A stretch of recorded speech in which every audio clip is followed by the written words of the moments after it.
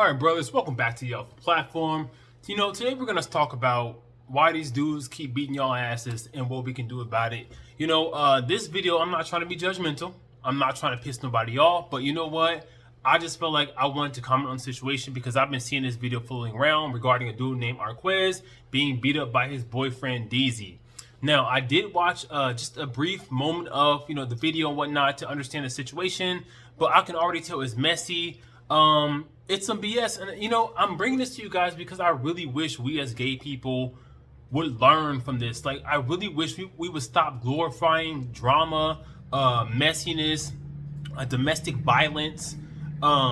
It's unfortunate that there are so many great creators on many platforms, queer creators, queer black people on many platforms like Say So TV.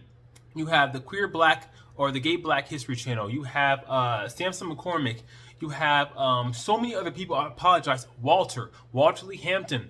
And we're all kind of talking about the same thing, meaning we're trying to venture away from the drama, the hookup culture. We're trying to really encourage people to fall in love, to cherish one another, to cherish their fellow gay men. But it just seems like the foolishness and the mess is constantly being glorified. And I just want to comment on it, and I apologize once again. If I make anyone upset with my commentary, that's just my opinion. I apologize, but it is the way it is, and I feel the way I feel, just like you feel the way you feel. So before we get started, not to like, subscribe to the channel. Thank you guys for the support. Let's go. All right, let's let the mess roll accordingly. Let me go ahead and blow this up for y'all. Give me just a minute. Let's get to it. Oh, first of all, let's shout out the creator. I apologize. Let me shout this dude out. This is from J Inclusive. He has about 2,000 subscribers. Go ahead and support his channel. You can see it here. Support this dude. Show love to fellow gay black content creators. Sure. Let's get into it. Arquez has had his fair share of turbulent relationships. In 2011, he found himself in a similar situation involving another performer, Cocky Boy. According to sources, Arquez first met Cocky Boy while filming a scene for Tagaz. At the time, Cocky Boy was dating one of Arquez's friends, Paris Hunter. After their breakup, Cocky Boy allegedly began spreading false rumors about Paris, which led to a fallout between him and Arquez, as Paris was his close friend. Later that year, Arquez was incarcerated, and according to him, Cocky Boy took the opportunity to damage his reputation by sharing. Wait a minute. How many mugshots this dude got? I saw about 11 mugshots. Let's go on. This is crazy. His mugshot online. By the summer of 2012, after Arquez was released from prison, he and Cocky Boy rekindled their connection on a casual basis. For Arquez, it was merely... Look at the anti-blackness for this. This is from Arquez. I met back up with Cortelius Cocky Boy Crelo, London, Smith around June something again. Quote, I have never in my history talked to a dark-skinned short person. I'm like, this dude brings up dark-skinned dudes all the time, and he talks to them in a condescending manner, and I hate it. Like, I hate to see light-skinned people, light-skinned black people look down on dark-skinned black people because we all the same, bro. Like, you think you're better because you're light-skinned, bro? You can be light-skinned and busted and ugly. A lot of these dudes walking around here that look good, they be having mental health issues out the ass. I'm just gonna be honest with you, and I think this is one of those dudes. Really a physical relationship, as he admitted he wasn't particularly attracted to darker-skinned men. Right, crazy. Eventually, he attempted to pursue a more serious relationship, but it fell apart after he accused Cocky. So let me run it. This dude literally said he don't like dark-skinned men, right? But he said, I realized I wanted was to fuck him because he got a big ass. I ain't with shit else. His mother called me crying to get him out, and his dad will give me the money back. So me being nice, I did. I got him out. He got put out of Ching house, so he was at my spot so I can sure I get my money. I got my money, and I was going to try and work on a relationship with him. So wait a minute. You don't like dark-skinned dudes, right? You want to smash them, though, and you want to work on a relationship with him, though. Make it make sense. Apart after he accused Cocky Boy of being dishonest about his health status. Following their breakup, Arquez alleged that Cocky Boy began stalking him, creating fake profiles on dating apps and social media, which led Arquez to obtain 2 orders of protection against him. All right, story time. Okay, so I remember one time, it was like 2013. It was my first situation ever dealing with a stalker. Now, I will say this. I did encourage that stalker because every time I got lonely or I was like bored or I was a little horny, you know what I'm saying? I would hit that stalker up. Because Pause. I don't know anyone in their right mind that would entertain a stalker. I don't care if you're bored. I don't care if you're horny. This is why I say a lot of these dudes on social media have mental health issues, and it proves my point.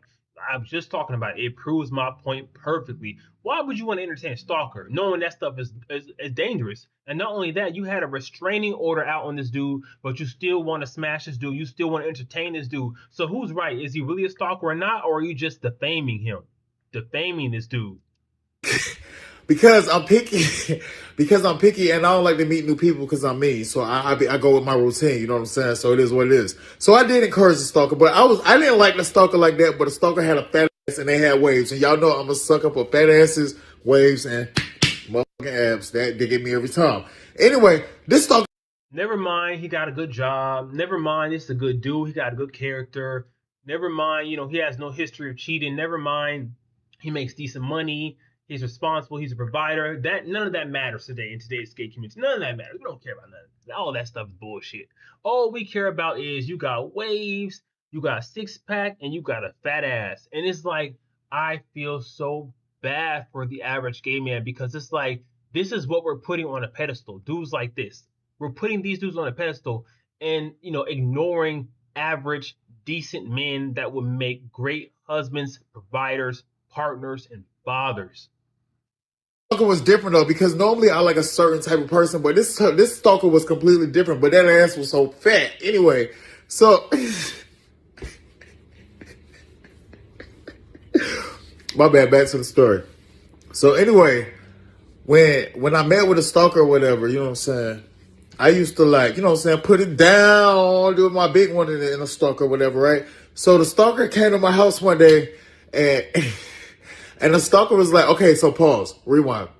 I had went to go work at this club one night. I had to do a show, and we had put like a gym. I had bought a gym, like a gym to put inside of the strip club because I wanted to do this show where we was like working out on a gym, but we was working in different like workout positions, right? But not really fucking, just fucking. It was some club in like over there by the Cab County Jail. Anyway, What? Y'all was fucking by the jail in a gym?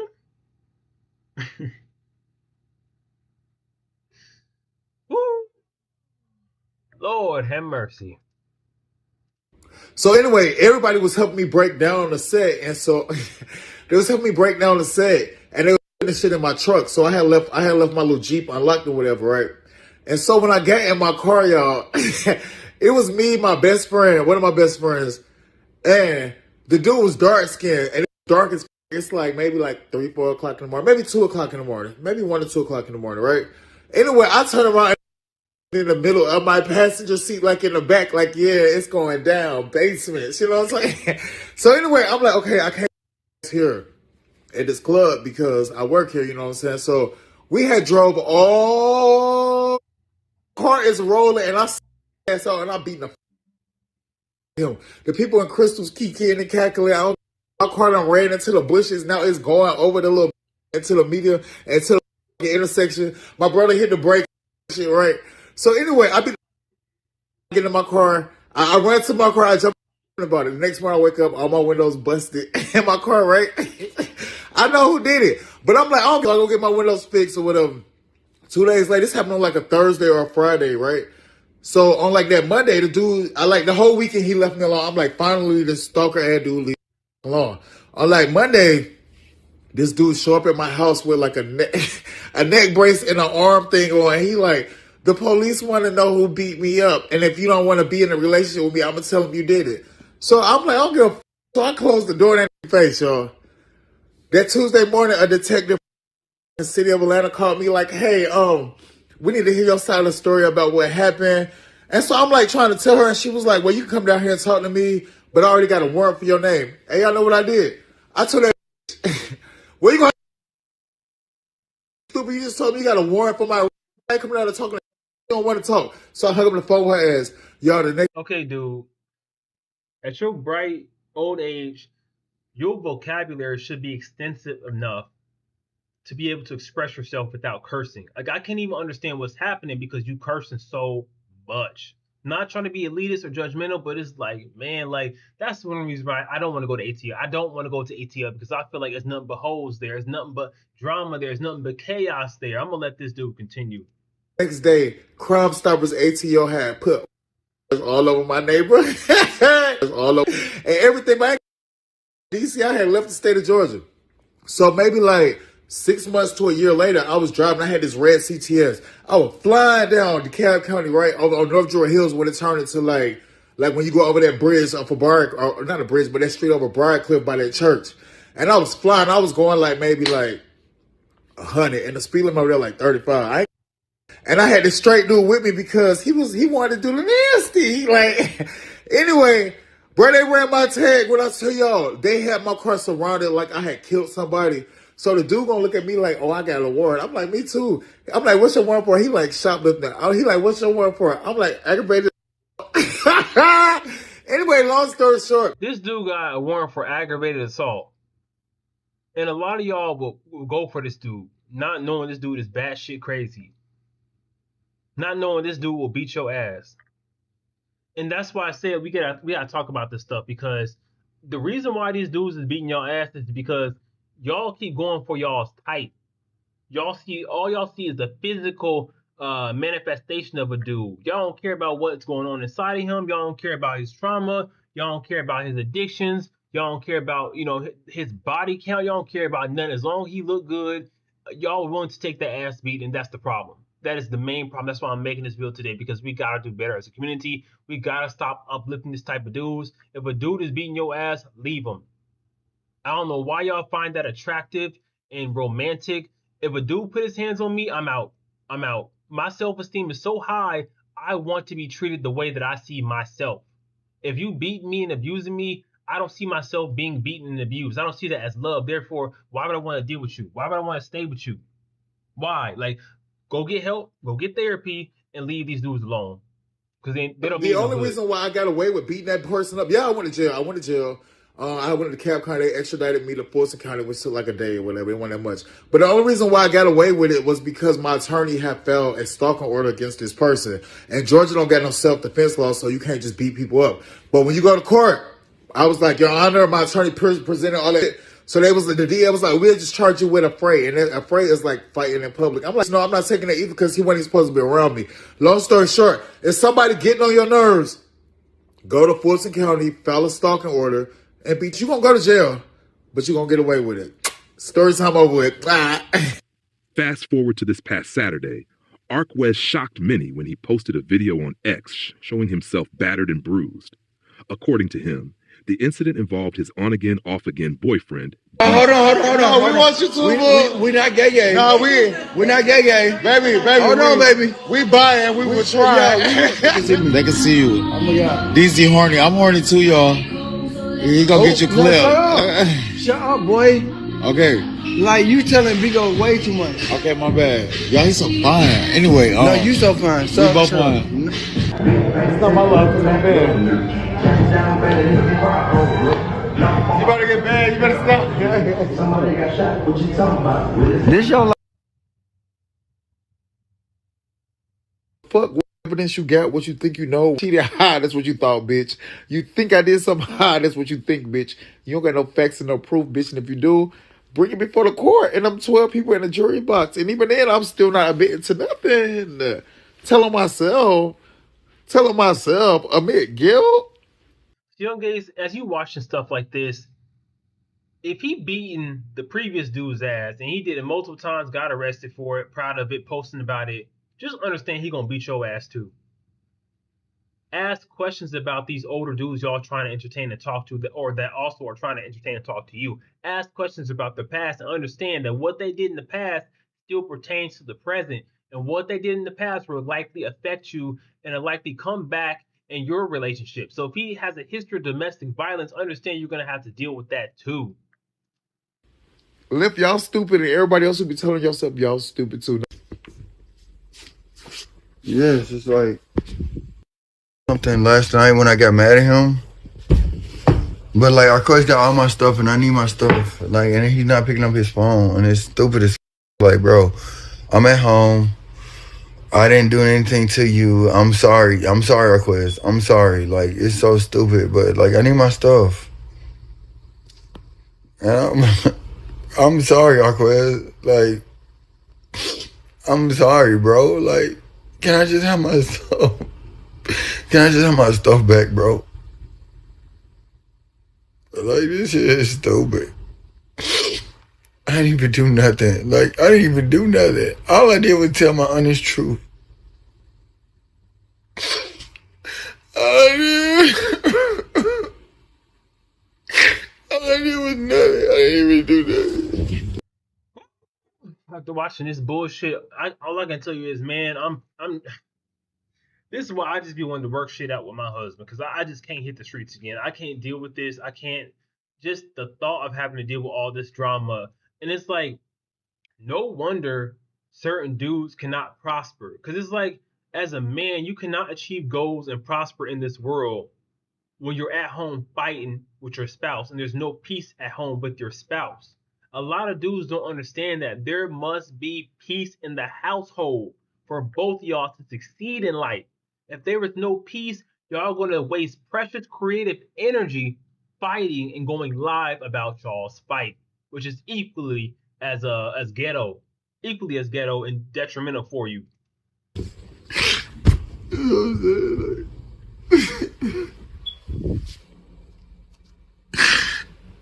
oh no.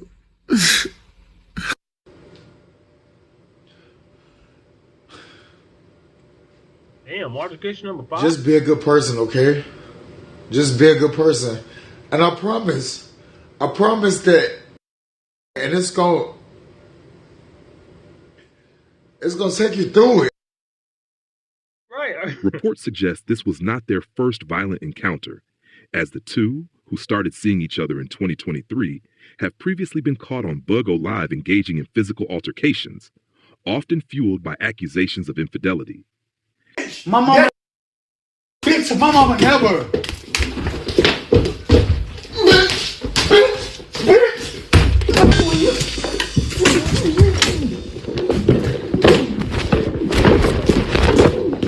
Y'all really fighting y'all dudes like niggas off the street?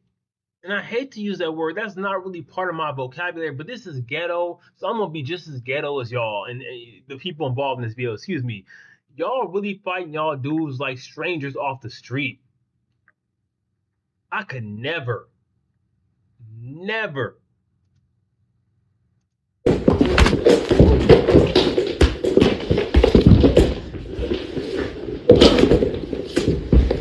Whirling, tussling. Okay, I just want to say this. Her nigga, Darian Gillo, you real life ugly in real life. Yes, you scratched me right here. You scratched me right here. And you busted my window right here. And there's a warrant out for your arrest, bitch. He then started posting these tweets. Over the years, This dude Arquez said, bitches put so much energy into trying to act hard and bad when that energy could be used for positivity and building shit. But yup. You better have my money for all the TVs you broke, the damage to my Benz and MacBook Pro, and my $3,500 medical bill for riding degraded. You'll either pay it willingly or through restitution in courts. I have dated several men who have faced similar experiences.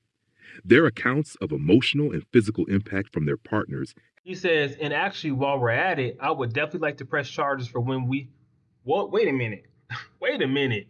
Arquez said, and actually, while we're at it, I would definitely like to press charges for when he stabbed me in October, and y'all have that case number, or do you need it? This is just.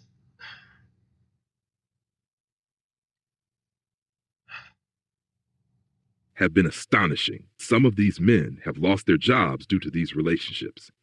Others have Felony burglary charge for breaking into my home, criminal damage charge for my TV, criminal damage for my car, violation of probation, assault and battery, aggravated assault, and waiting to see what charge you're getting for this MacBook Pro that you broke. And the host is just saying people lost their jobs over this stuff. So I hope it was worth it. experienced homelessness, assault, self-harm, body image struggles, or even contracted lifelong viruses from their partners. These are the deeper underlying issues that our community needs to address. Many myths persist about this problem, largely due to a lack of research and a shortage of willing participants, some of whom may never come forward because they remain closeted. There is a common belief that intimate partner violence, IPV, is more prevalent in heterosexual relationships, but that couldn't be. Check this out. It says almost 44% of lesbian women have experienced physical violence and are stalking by intimate partner. Only 26% of gay men called law enforcement after experiencing near fatal violence by their partner. Near fatal violence by their partner. Transgender people are more likely to publicly experience domestic violence than those who do not identify as trans. Wow, wow, wow, wow. Further from the truth. Studies on the LGBT community estimate IPV rates to be between 25 to 32%, which is nearly identical to those in heterosexual relationships. In fact, it is believed that 1 in 4 gay men have experienced IPV within their relationship. Some people struggle to understand how a man could allow another man to become abusive toward him, assuming that power dynamics in same-sex relationships should be inherently equal. However, there is nothing equal about IPV. Dismissing same-sex IPV trivializes its severity and enables it to continue. The fact that two individuals are of the same sex does not mean their conflicts are a battle between equals. A person who is 5'2", filled with rage, and prone to violence can inflict significant harm on someone who may be taller, heavier, or physically stronger. And just to add to what he's saying, because he's spitting facts here, and thank you so much to the host for putting this information out here because we need to be reminded about this. Combine alcohol with this stuff, and you have a disaster. Combine drugs with this stuff, and you have a disaster times two. So it's like we know in the gay community, drugs and alcohol go hand in hand for most people, and it's like that's why DV is so high. That's why DV is so high and dangerous because so many people are just hooked on drugs and alcohol. A batterer does not need to be 6'4" and built like an NFL player to cause serious physical or emotional damage. Abuse is a choice. There are healthier, more constructive ways to handle emotions than taking them out on a partner. Each individual is responsible for their own actions, and being under the influence of drugs or alcohol is never a valid excuse for IPV. Studies have shown that someone who exhibits abusive behavior while intoxicated will act just as violently while sober. Substance use does not absolve an abuser of their actions. Many victims of IPV in same-sex relationships hesitate to report their abuse because they believe nothing will be done. Some fear being judged or outed if they seek help, especially if they are still closeted. However, support is available, and law enforcement is obligated to take IPV cases seriously, regardless of sexual orientation. No one should have to suffer in silence. As absurd. Sorry, you guys. We have some birds in the background that are making noise, some parakeets. So I think I'm going to move into the next room in a few minutes. I apologize for the background noise. Let's just finish the video. As it may seem, some people dismiss intimate partner violence, IPV, in same-sex relationships as just part of the culture, an extreme version of S&M. But let's be clear, unwanted aggression at home is not sexual conduct. In S&M relationships, both parties engage in mutual consent, openly discussing boundaries and ensuring they are respected. IPV, on the other hand, is not an agreement. No one willingly consents to being beaten, controlled, or treated as if they are disposable. I think a lot of reasons why we tend, or some people in the gay community tend to sexualize DV is because so many people, I don't want to say so many because I don't want to generalize and be stereotypical, but a lot of us have experienced sexual violence as children. And we think that stuff is normal. When we go through it again as an adult, it's our way of gaining control of what happened to us as a child. I don't think it's right. Once again, it's imperative to go to therapy and get trauma help because otherwise you will just keep reliving the same pattern situation over and over and over again, and you deserve better. There is also a harmful belief that the victim must have provoked the violence in some way. This could not be further from the truth. Abusive behavior is solely the responsibility of the abuser. Unfortunately, this misconception is often internalized by both the victim and the perpetrator, making it even harder for the abused person to leave a dangerous situation. Some assume that same-sex IPV victims have an easier time leaving compared to their heterosexual counterparts, since they don't face legal barriers like divorce. In reality, LGBT couples, whether married or not, are often more dependent on their relationships due to a lack of external support from family, friends, and society at large. Facts. That is exactly why you need to choose your partner wisely. If you are a young gay man out here, a young black gay man, Latino, white, whatever you are, be very careful about who you choose to date. Many of us come from backgrounds where our families do not support us. And your partner will turn out to be your only source of comfort or your only family that you will have. Like in my case, I'm not experiencing DV, but my husband is my new family now. My mom, many members of my family are not accepting. They're ultra religious, and I understand they will never accept me for who I am. Therefore, I'm creating a new family with my husband. So yeah, he's right. Like, we tend to not be able to leave because we don't have anyone else to fall back on. Unfortunately, in the U.S., there's not a lot of options for gay men or men, period, who are experiencing domestic violence. There's not a lot of options. You can't go to a shelter. There's not a lot of government resources. You are literally on your own. Because of this, many choose to stay, even when the relationship is causing them harm. Leaving an abusive relationship is one of the hardest things a victim can do. Abusers often escalate their control through increased violence, threats of self-harm, or even threats against the victim's life if they attempt to leave. Walking away requires immense courage, self-assurance, and a strong sense of self-worth, all of which have often been systematically broken down through prolonged abuse. This is why, for many victims, escaping an IPV relationship is the most difficult step of all. Arquez appears to thrive on attention, whether positive or negative, which is a common trait among many adult entertainers and bigo personalities.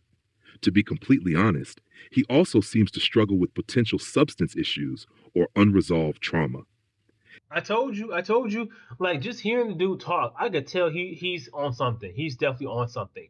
On something. And it's like there is no reasoning with someone who is under the influence. There is no reasoning. There's no talking them down off a cliff or off of not beating your ass. There's no way. They're just gonna create a story in their mind, a narrative in their mind, and run with it. So Arquez definitely has some mental health issues. And what a lot of people don't understand is that these drugs change your brain chemistry, bro. Like, it changes your brain chemistry to the point where when you try to get off of them, it's very hard, or you can permanently change your brain chemistry. Like, get off this stuff, bro. Get off of it. Take a break. If you're going to do it one day on the weekend or something like that. But it's becoming an everyday thing for a lot of content creators. And I'm just not with it. I'm going to keep calling it out because it's wrong and because it's ruining not only your life, but the lives of the people that love you.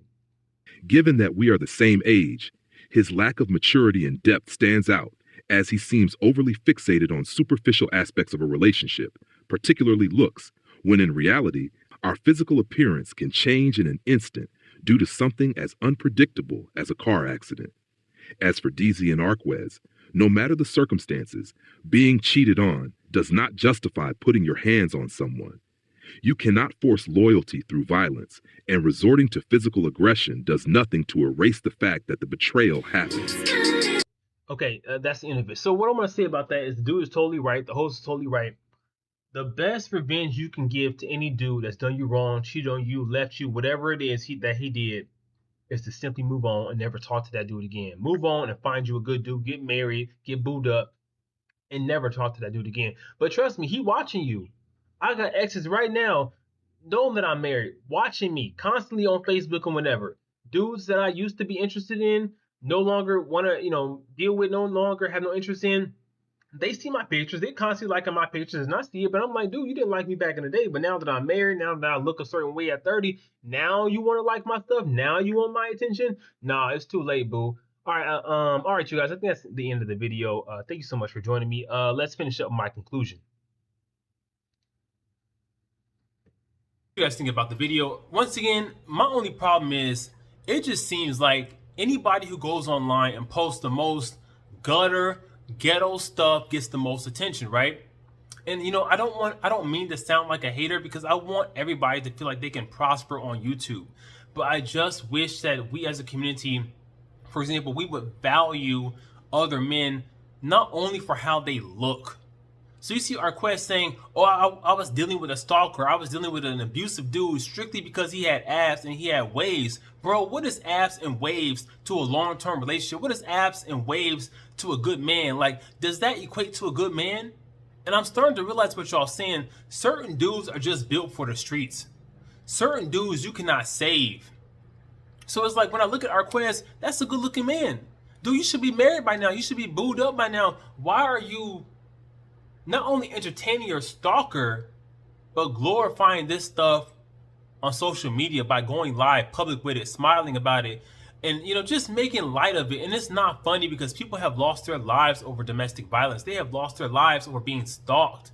And I do story after story about this stuff. And it's just like, when are we going to learn as a group of people? I understand there's a niche for everybody, right? A niche for everybody. Some people like this type of entertainment, other people do not. And I'm really trying to form a community of people that are just really serious about leveling up as gay men, wanting serious relationships, wanting to do better in their careers, wanting to be better personally, mentally, emotionally, physically. I really want the younger generation to pay attention to people like myself and other creators out there. You guys know your names. I can't mention you all, but you guys are doing great work. I really admire the work you're doing. I really appreciate you all. But I want younger people to look at us like, man, I have a role model. I don't have to, at the age of 19, I don't have to enter into a relationship with a 30-year-old and get my ass beat by a 30-year-old to stay. I don't have to be 18, enter a relationship with a 40-year-old and have that dude make me tattoo his name on my face just to get him to love me and stay. Right? So it's like, we need to do better, not only for ourselves, but for the younger gays coming up behind us, because they are watching us. They are watching us, bro. Like, I just really feel bad because when we were growing up, we had no role models. Currently, my role model is Billy Porter. I love Billy Porter. I'm working on a project for Billy Porter. Billy Porter, I don't know if you watch my channel or not, but I hope you get to see this project that I'm going to launch for you pretty soon.